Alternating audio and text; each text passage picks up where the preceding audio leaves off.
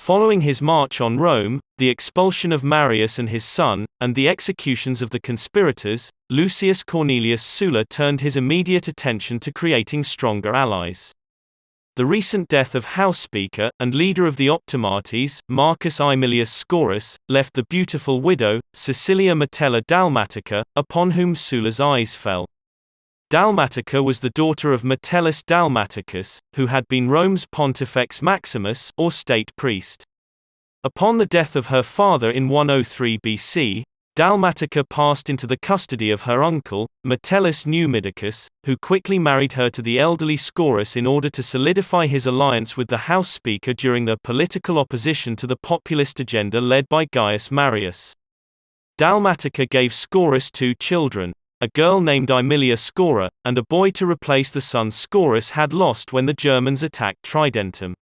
In order to publicly solidify his position with the Optimates, Sulla negotiated an alliance with the clan of Metelli, who had sat at the heart of conservative politics since before the rise of Gaius Marius.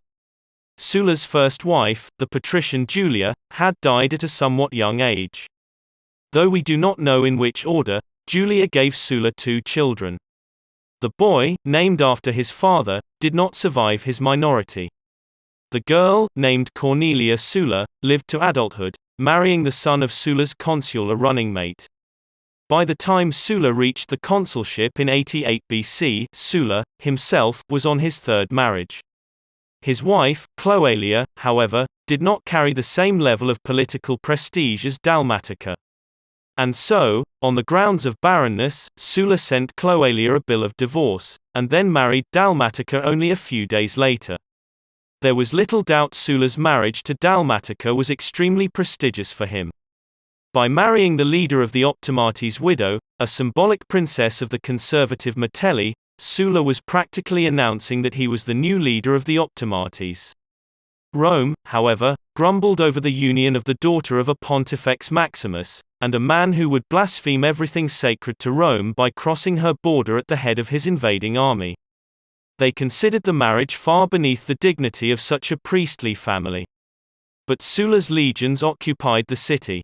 And so, like a sacrificial queen, Dalmatica married and, along with her 2 children, moved into the home of Lucius Cornelius Sulla, Rome's criticisms notwithstanding. Besides his new wife and 2 new stepchildren, Sulla's eldest daughter was also forced to return to her father's home at this time. She had married the son of Sulla's consular colleague, Quintus Pompeius Rufus. Sadly, during the riots led by the street gangs employed by Gaius Marius and Publius Sulpicius Rufus, Cornelia Sulla's husband had been bludgeoned to death in the streets. With 2 toddlers of her own, the young widow joined her father and his new bride. It is easy to imagine that Dalmatica and Cornelia, both widows with children, found some companionship in one another, which might create family harmony for Sulla, but Cornelia needed a new husband. Additionally, Sulla needed more allies to protect his legal rights once he left Rome to battle Mithridates. Following the assassination of Marcus Livius Drusus, who had been a member of the College of Pontiffs, his vacant seat needed filling. Drusus's brother, Mamercus Aemilius Lepidus Livianus, who had been adopted into a childless Aemilius Lepidus family, succeeded his brother in the college.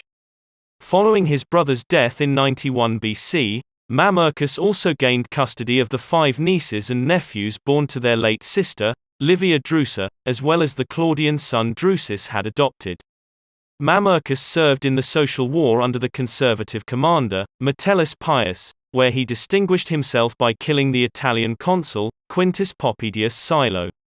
Arranging an alliance with the young man, Sulla married his daughter to Mamercus Aemilius Lepidus Livianus. Vacating her father's home, Cornelia Sulla and her 2 children moved in with her new husband, where she became the mother figure to 6 additional children of varying ages. But, the Roman people, who loved and worshipped Gaius Marius, resented the 3rd founder of Rome's exile, and Sulla's continued occupation of the city.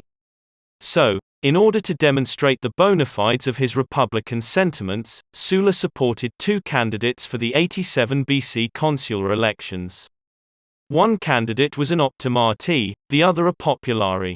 The conservative candidate was Gnaeus Octavius, nephew to the same Marcus Octavius who had vetoed Tiberius Gracchus's land bill, prompting Gracchus to abuse the office of tribune of the plebs. The populist consular candidate was one of Sulla's distant relatives, Lucius Cornelius Sulla, who had thrown his lot in with the populares. Following the election, while both candidates were still consuls designate, Sulla took a page out of Marius's playbook. He forced both men to swear a public oath before the temple of Jupiter Capitolinus. They were forced to cast a stone from the top of Clivus Capitolinus, or Capitol Hill, while publicly swearing to Jupiter Optimus Maximus, and the Roman people, that they would preserve goodwill for Sulla, lest they be thrown out of Rome as the stone was thrown from their hands. This oath was a public promise that the consuls would not, as had already happened, strip Sulla of his command against Mithridates. Cinna was made to swear this oath because he was a Marian who Sulla did not trust, supported only to appease the masses, who feared that with no Marius, they had lost their voice in government. Octavius was forced to swear because, though he was a conservative, he had publicly denounced Sulla's unconstitutional march on Rome. Both men willingly took the oath, and then waited for their consular terms to begin. From the sidelines, they watched in the final months of the 88 BC year as Sulla made one alliance after another, one marriage on top of another. Sulla stacked the Senate so that the conservative faction could not be easily overrun again by an aggressive tribune of the plebs in the pay of a senator with a self-aggrandizing agenda.